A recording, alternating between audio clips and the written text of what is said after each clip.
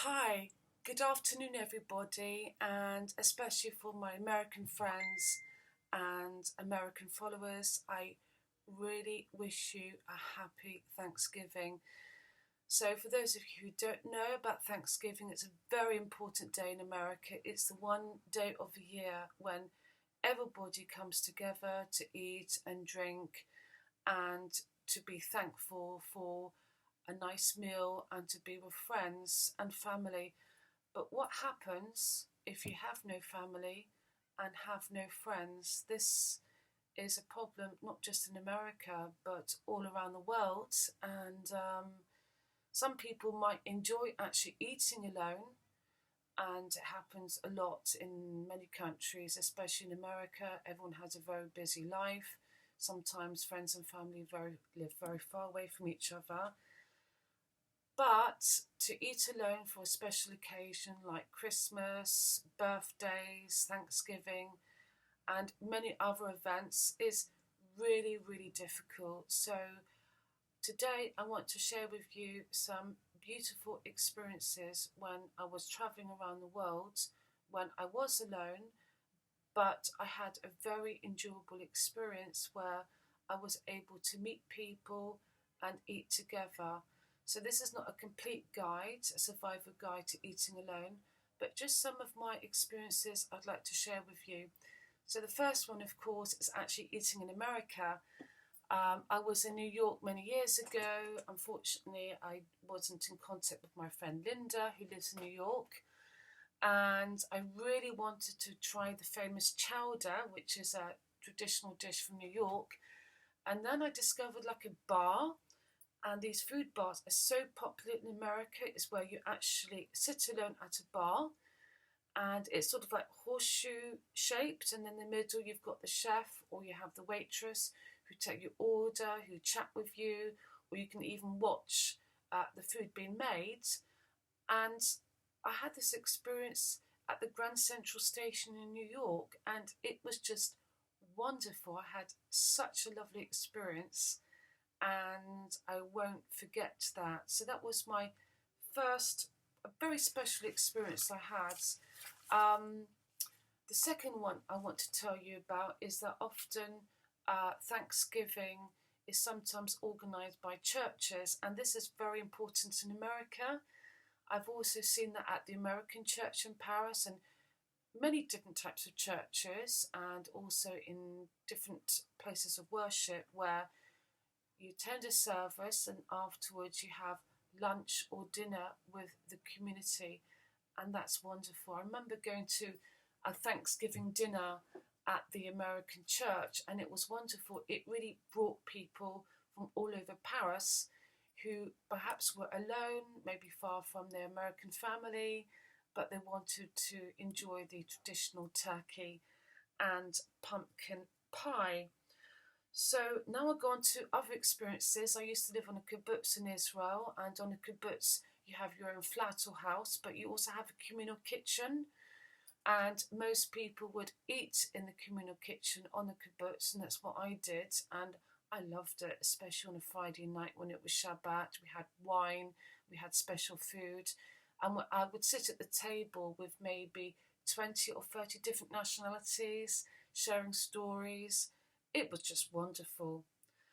So now going on to another experience was India, and I've also made a video about this. I actually went to the Golden Temple in Amritsar, which is actually a Sikh temple, and part of the Sikh tradition is to have a langar, which is a community kitchen, and it means it brings everybody from all walks of life and different caste systems, different social classes, to come together to have a really healthy vegetarian dish.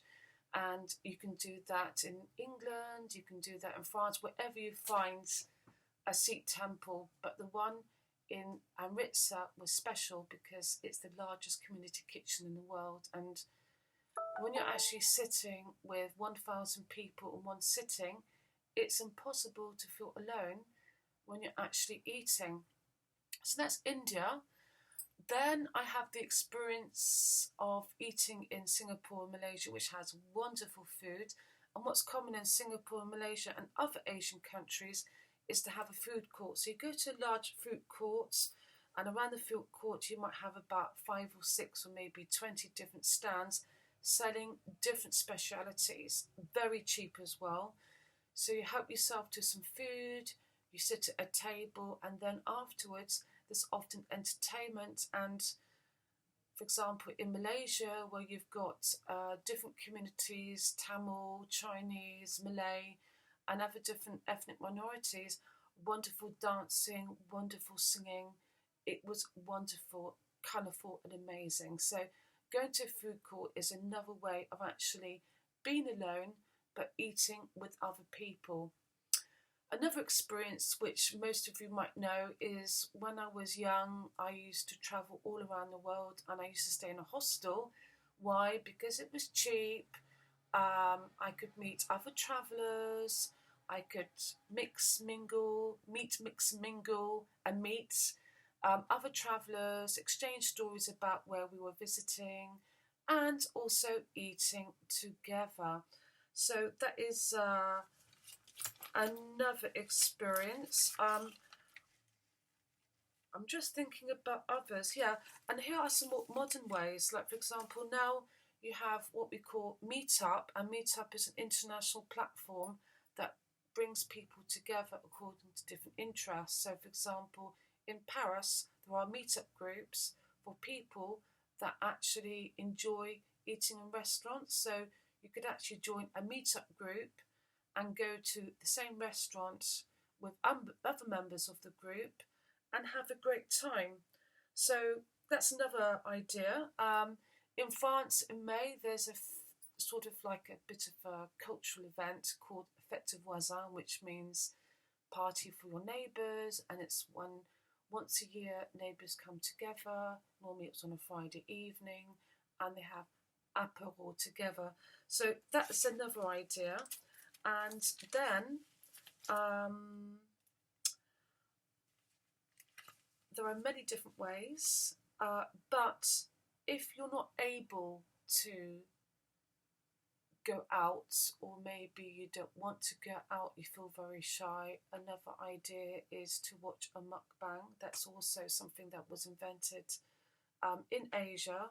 So you sit at home in front of your computer or your phone, your smartphone, and you actually watch somebody eating.